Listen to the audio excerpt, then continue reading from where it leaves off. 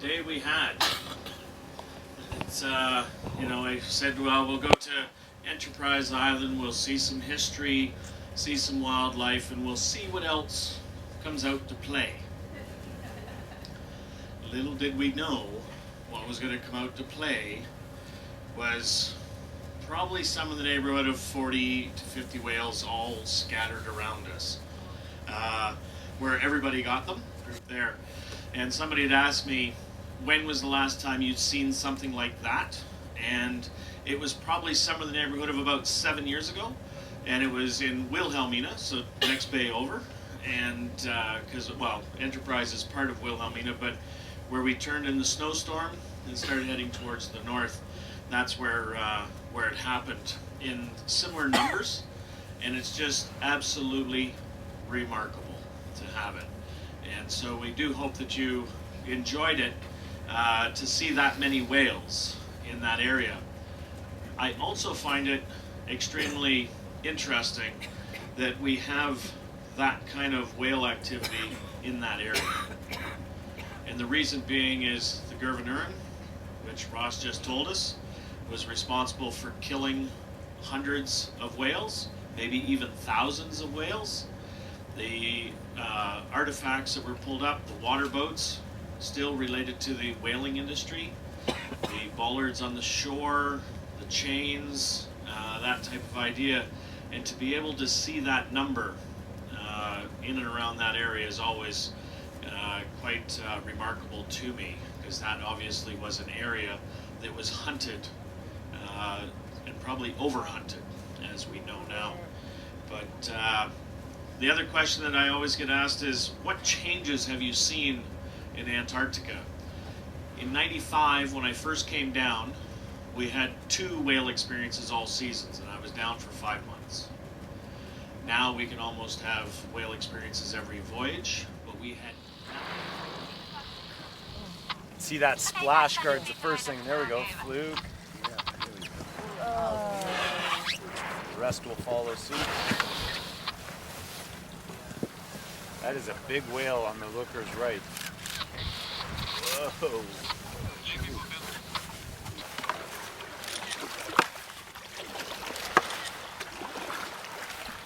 Awesome.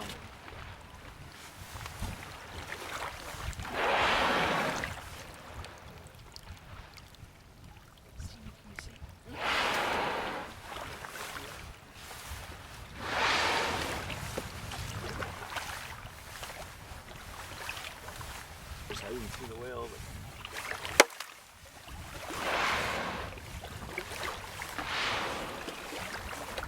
Fluke.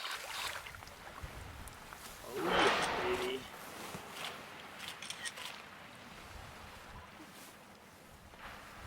Awesome. Everything around you is a glacier. It's all moving in towards us.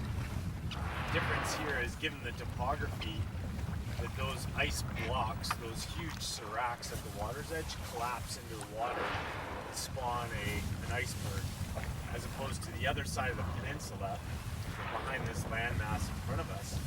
The topography is very different, and it's very subtle. So rather than collapsing in the ocean, it allows that glacier to move out over the ocean, creating an ice shelf and all those things. That's just a glacier that come off. So, I don't know how often, like, how long it's taken that to get that short distance, but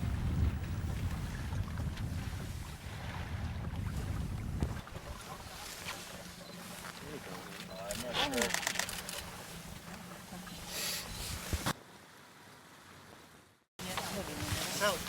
Self, very good. One. And then they break off, and then that one will form a new one, and that one will form a new one. And so the red bit is actually its gastric mill, its stomach. And it looks like a jellyfish, but it's not. It's related to sea squirts or tunicates.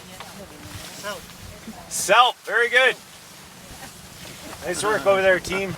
So the population of the humpback whale in 25 years has exploded a lot, and it's great to see and to see it and to witness it.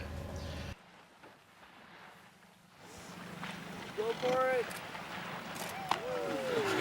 That was a belly flop. You can hear the sound. Amateur move. The Gouverneurin, which nearly all of us saw today, a relic down here of the early whaling days. She was built in 1891, and originally she was used for livestock between London and New York. At 9 o'clock. You see the bubbles? No. Oh, yes. There's that Flipper. pectoral fin there. Oh no, that's looks like a calf now.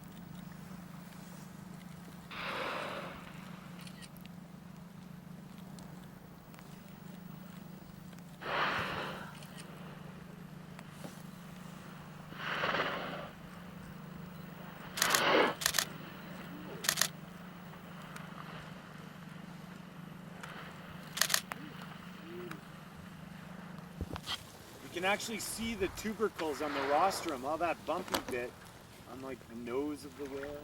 So there's probably 3 of them. Yeah, it's a cow, calf, and an escort. Deep breath. You're seeing the rostrum come up and all the tubercles and that raised area around the blowhole, the splash guard, and then the dorsal.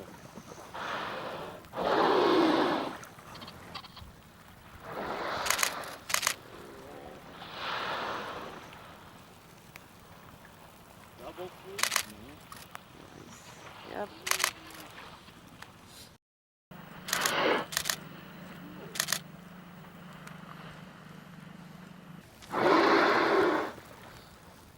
Deep breath.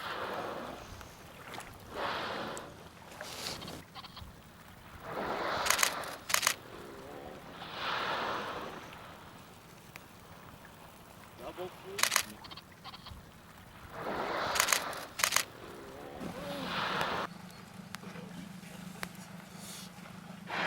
That throat on a humpback's only the size of a grapefruit.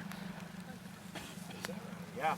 I don't know if you guys saw that amazing picture that was going around the internet that humpback inadvertently engulfed a sea lion.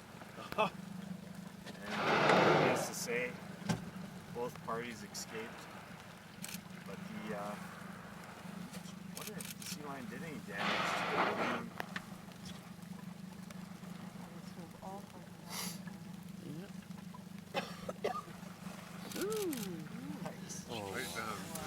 Water back out through the mouth and sifting it through his baleen or her baleen.